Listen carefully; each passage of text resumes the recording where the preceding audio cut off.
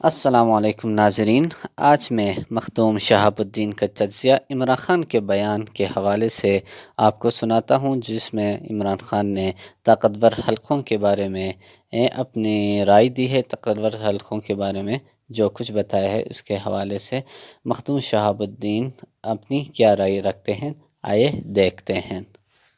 ناظرین کرام، اس وقت کپتان نے اپنے تمام تر مخالفین کو، سیاسی حریفوں کو اور طاقتور حلقوں کو کلین بولڈ کر دیا ہے، اور اس طرح سے خان کی چال کامیاب ہوئی ہے کہ شہباز شریف کو الوداع کرنے کا وقت ہو چکا ہے۔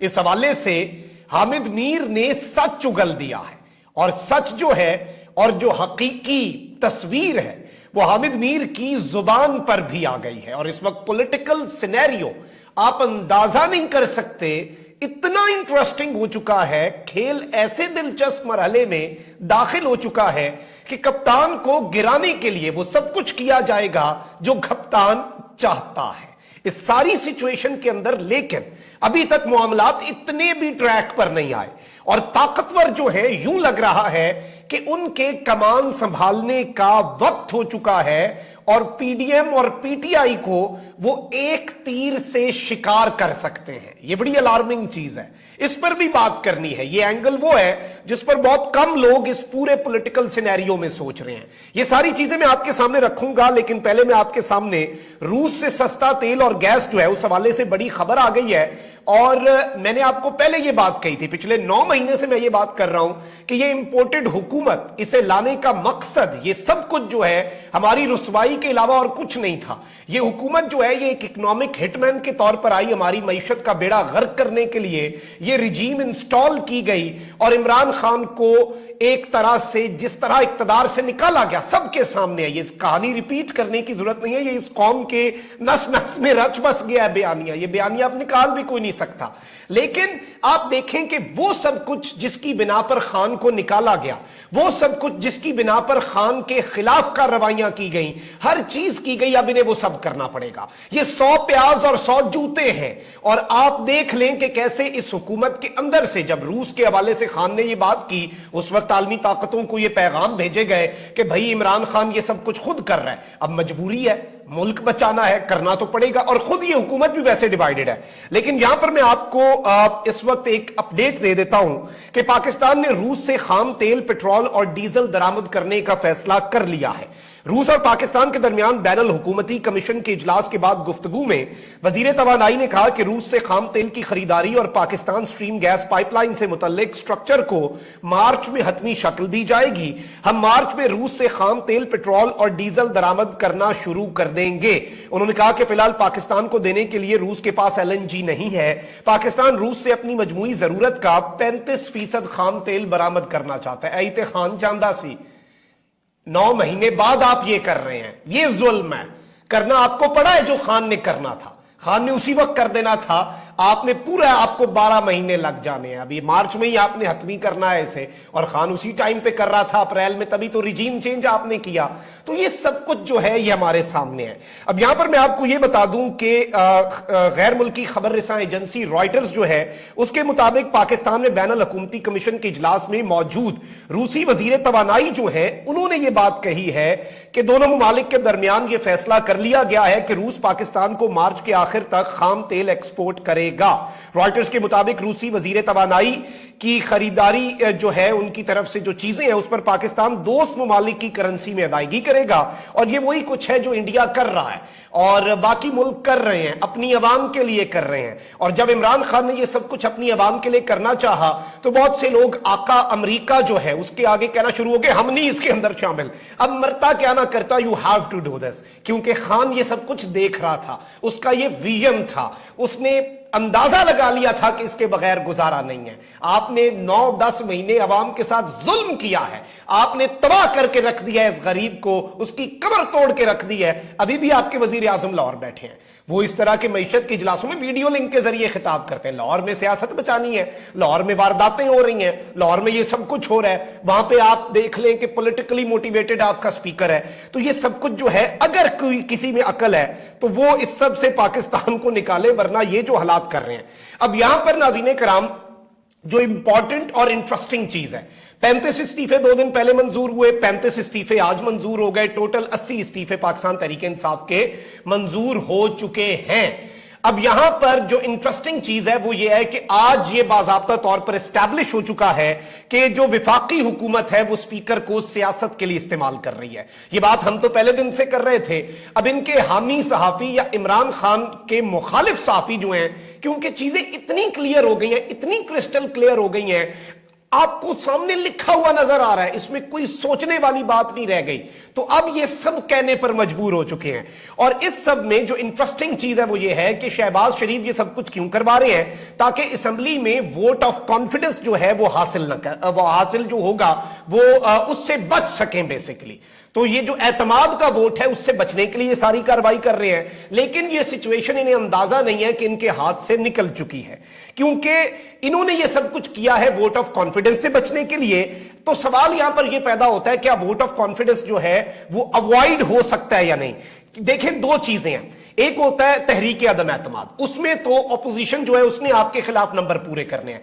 एतमाद के वोट में अगर सदर ने कहा तो शहबाज शरीफ ने अपने नंबर पूरे करने हैं, और उस सब के अंदर पीटीआई वाले हों या ना हो, शहबाज शरीफ के बंदे इधर उधर हो गए, और इसमें वो बच किस चीज से सकते हैं आगे चल के डिस्कस करते हैं।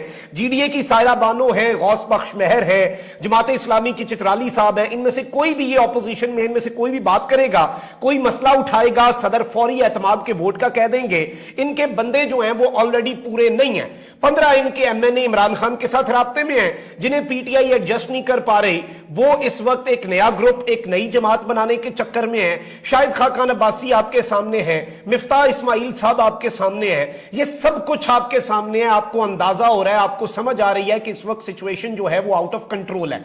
तो आप बेशक यहां से इस्तीफे मंजूर करते रहे, आप वहां से ये 2 वोटों की हुकूमत आप कैसे बचाएंगे। एमक्यूएम जो है वो वैसे भागने के लिए तैयार है, एमक्यूएम पे आप रिलाय ना करें। एमक्यूएम जैसी मैं समझता हूं कि जिस तरह की वो सियासत कर रहे हैं, पता नहीं वो अपने साथ ये जुल्म क्यों कर रहे हैं, और वो इस तरह की धमकियां, शेर आया, अब तो लग रहा है हुकूमत भी उन्हें सीरियसली नहीं लेती। वो कहते हैं हमने हुकूमत का ऐसा नहीं रहा, वो कहते हैं अच्छा ना रहो, अगले दिन वो खुद ही मान जाते हैं। अब यहां पर जो पार्लियामेंट है, ये हामिद मीर साहब अब ये बात कर रहे हैं कि स्पीकर के इस इकदाम के बाद जो उन्होंने फिर ये इस्तीफे मंजूर किए हैं, पार्लियामेंट अपनी लेजिटिमेसी खो बैठी है। अब शहबाज शरीफ एतमाद के वोट में जाते हैं तो पीटीआई के ये जो इन्होंने इस्तीफे मंजूर किए, इसका फायदा क्या होगा। वो ये होगा कि शहबाज शरीफ वजीर आजम से हटते हैं, असेंबली डिसॉल्व नहीं होगी, रन ऑफ इलेक्शन होगा, वजीर आजम के लिए दोबारा इंतखाब होगा। उसमें यह ना हो कि पीटीआई अपने बंदे पूरे कर ले और पीटीआई के बंदे जो हैं वो जीत जाएं और उसके बाद वो हल्फ उठा के असेंबली तहलील ना कर दें। एक तो यह है, दूसरा ऑपोजिशन लीडर निगरान सेटअप के अंदर वारदात डालनी है। तो इमरान खान साहब की चाल ये थी कि पीडीएम को घबरा के रखना है। अब रेजिग्नेशन एक्सेप्ट ना करते तो वोट ऑफ कॉन्फिडेंस अब कर लिया है, तो अर्ली इलेक्शंस की राह हमवार हो रही है। 80 सीटों पे इलेक्शन कराएंगे, आप मजीद भी करने पड़ने हैं, बाकी इस्तीफे भी मंजूर। आप इन सीटों पर इलेक्शन करवा सकते हैं। आपको पहले पूरे 60%, 12 करोड़ की आबादी तो 22 करोड़ में से पंजाब की, आपको वहां पे पंजाब असेंबली के इलेक्शन करवाने हैं। तो वो जो प्रेशर है वो शहबाज शरीफ पे माउंट हो रहा है, प्रेशर शहबाज शरीफ के ऊपर से उतर नहीं रहा। शहबाज शरीफ के लिए परेशानियों के अंदर लगातार इजाफा होता जा रहा है, और कप्तान के लिए कोई चीजें इतनी भी खतरनाक नहीं है। और ये जो कह रहे हैं कि इमरान खान ट्रैप हो गए हैं, फलां हो गया है, ढिमका हो गया है, इसके इम्कानात भी ऐसे नहीं है। इस वक्त ट्रैप अगर कोई हो रही है तो वो हुकूमत है। इमरान खान कहते थे कि मैंने इस्तीफे मेरे मंजूर करें कौमी असेंबली के, ये नहीं कर रहे थे। इमरान खान ने कहा मैं अच्छा वापस आता हूं पार्लियामेंट में, इन्होंने जल्दी जल्दी डर के इस्तीफे मंजूर कर लिए। टेक्निकली तो आपने खान का 2 हफ्ते पहले वाला मुतालबा जो है वो मंजूर किया है। तो इसलिए जो सूरत हाल है, पार्लियामेंट लेजिटिमेसी मुकम्मल तौर पर खो चुकी है। स्पीकर इस वक्त ये एस्टैब्लिश कर चुके हैं लगातार कि वो पॉलिटिकली मोटिवेटेड डिसीजंस ले रहे हैं, और वो सारे का सारा मामला, इलेक्शन कमीशन की फुर्तियां जो हैं वो इस सब के अंदर इमरान खान का केस मजबूत कर रही हैं।